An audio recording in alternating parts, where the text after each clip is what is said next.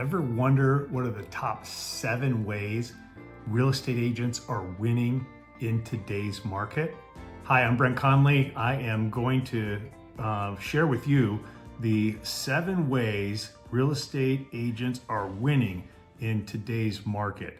All right, let's get into it. Number 1, leveraging social media marketing. Not just social media, but social media marketing. That means running targeted ads on Facebook, Instagram, and TikTok. That's also, I'm going to include YouTube. YouTube, there's some of my agents are winning at a huge level. And if you're watching this on YouTube, you can notice that my channel over this last year has been growing and will continue to grow over the next couple of years because of the strategies we're putting into place. And I haven't even started doing pay-per-click yet for YouTube ads. So anyway, so leveraging social media, that's Facebook, Instagram are the 2 biggies still. Facebook's still big.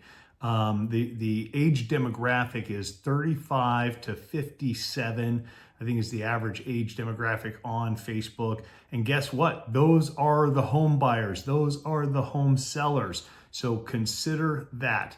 The next thing on leveraging social media in your marketing is consider the social proof aspect of it, right? The endorsements from other agents endorsing your listings, other clientele giving you live testimonials or commenting on your videos and on your personal branding marketing. And we'll get to personal brand too. That's one of my lists. All right, I also wrote down utilizing virtual tours and 3D technology, meaning Matterport, as a lot of the agents know it as. Matterport's still winning. It still is an attractive marketing tool for listings and sellers. Sellers love that tool, by the way. So if you're not using Matterport, write that down. I think you'll gain a huge advantage by initially offering that, showing it as proof of concept, and presenting that on your listing presentations. All right, next thing, the virtual home tours. Now, we do a variety of virtual home tours. We're doing just the photo virtual tours. We're doing the Matterport tours. We're doing video tours. We're doing drone tours. We're doing community tours. And if you think about each one of those, there are different forms of marketing, and the impression from a potential buyer, they're wanting to see all of that if they're going to invest their money into the neighborhood. So consider all forms of advertising. And on a listing presentation, showing all of those forms gives you a huge advantage in the marketplace. Trust me on that. All right, so the next thing I wanted to go over, mastering local SEO. So a lot of people are like, man, SEO is scary. I don't even want to get into it. I'd rather pay thousands upon thousands of dollars in order to gain SEO off of that. Stop that right there. Let's just knock that off. Let's use ChatGPT to write us an SEO plan for our website, for our marketing. Heck, use it for social media.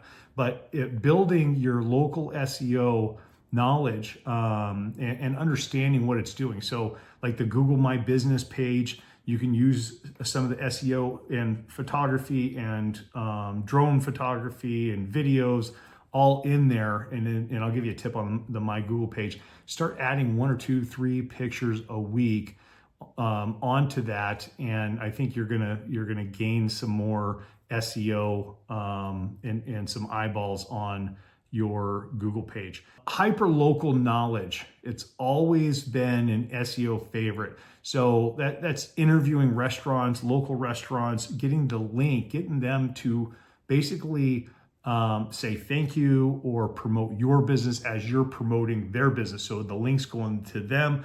They're pointing a link towards your website as well. Huge on the SEO. So consider utilizing that. Number 4, building a strong personal brand. And I want to take this a little bit further. What I wrote down here is, of course, you want to have your niche, your market.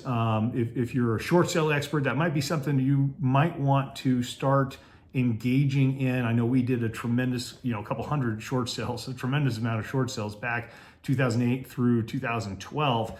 But now we're starting to see them enter the marketplace a little bit more. And I think over the next couple of years, that is a niche that is worthy of sharing with everybody.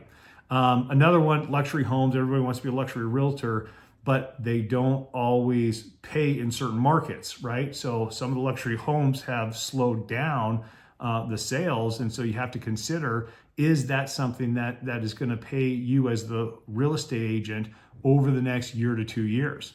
Or would it be a lot wiser to niche yourself into first-time home buyers, maybe veterans, if they're first-time home buyers for using the VA loan? It could be something as investment properties. Could be an agent that focuses on selling Airbnb properties that are failing right now. There's a whole bunch of this, and I called this 2.5, 3 years ago, that because we've got Airbnbs in Scottsdale, and we saw the rush to get an Airbnb in Scottsdale, and now there's like 7,000 or 8,000 Airbnbs in Scottsdale. Way too many for the marketplace. And I called it, 2.5 years ago, you better have a very, very special property, and your holding cost on that property can't be extraordinary, otherwise it will fail. And those people that have big loans on those, they're not making the mortgage payments on them. We're seeing a couple short sales already for the Airbnbs, and that market is changing. So consider prospecting those, right? And building a niche going after those type of properties. The next thing is your strong personal brand with your personal branding. So this is basically storytelling.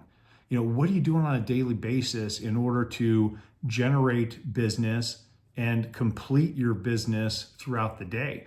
That telling that story is important. Not all the wins, but also the losses, because I know every agent every single week is taking both wins and losses because that's the nature of the beast. That's the nature of being in the real estate business. We're going to win, but we're going to take some hits too. So consider sharing both of those, and it's going to increase the brand loyalty and make you more human out there, because not everybody is perfect. And we all know real estate agents are not perfect for sure. All right. How about, here's a big one. I wrote down this, and because the top agents are winning because they've adopted a CRM that they're investing not just money into, but their time.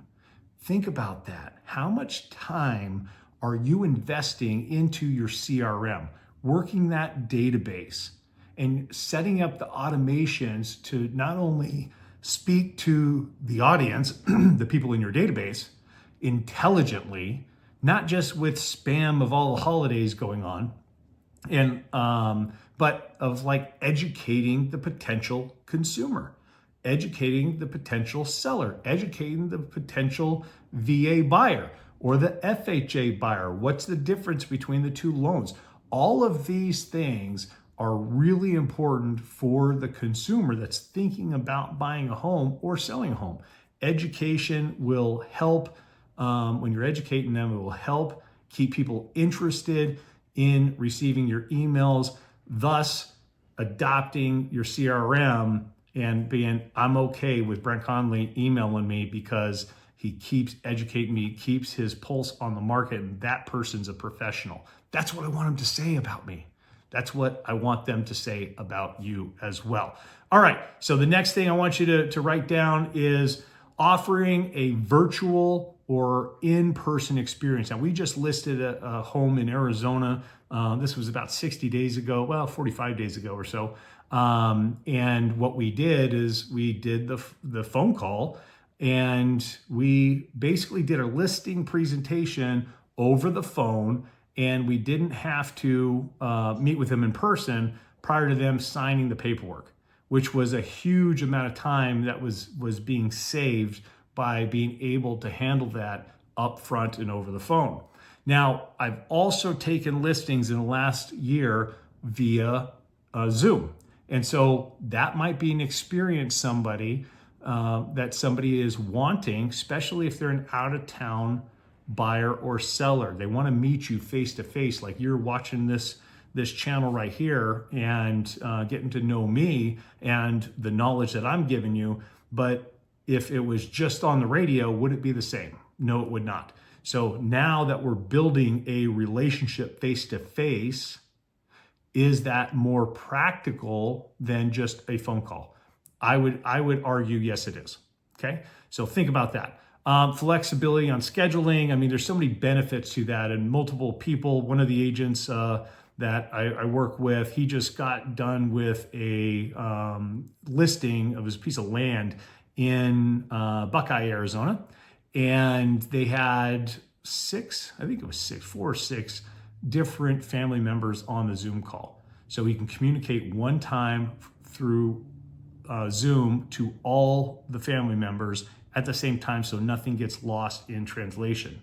Now, we're working on a listing here in Carlsbad that basically 2 family members that we're going to do the same thing with. It's really important to get everybody on the same page. So one, it's a time saving for you not to have multiple calls. And then the information's relayed one time to multiple parties. It just makes a lot of sense for doing that. So start thinking about in your marketing, hey, I'm able to meet you on Zoom and let's talk about your specific situation so I can help fix or solve your problem. All right, number 7. This is so sweet. And this is so great. This is an incredible amount of information that I'm going to share with you, and it's so simple. That's why I'm at a loss for words.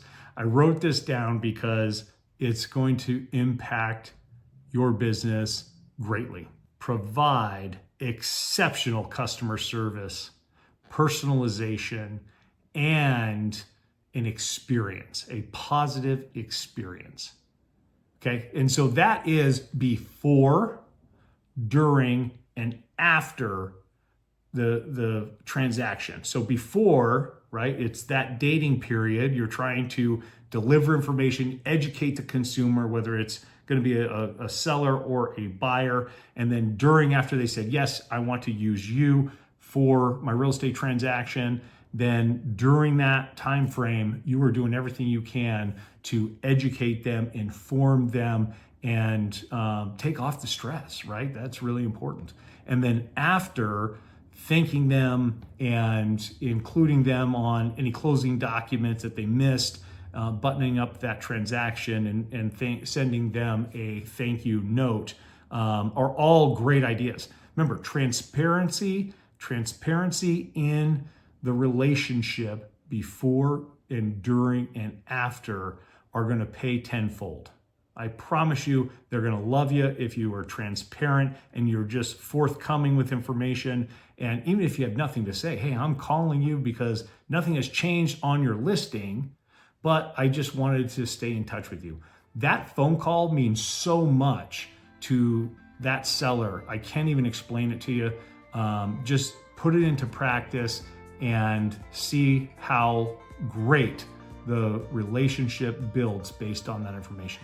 All right, this is Brent Conley. This has been 7 tips of how agents are winning now. I hope you enjoyed this segment.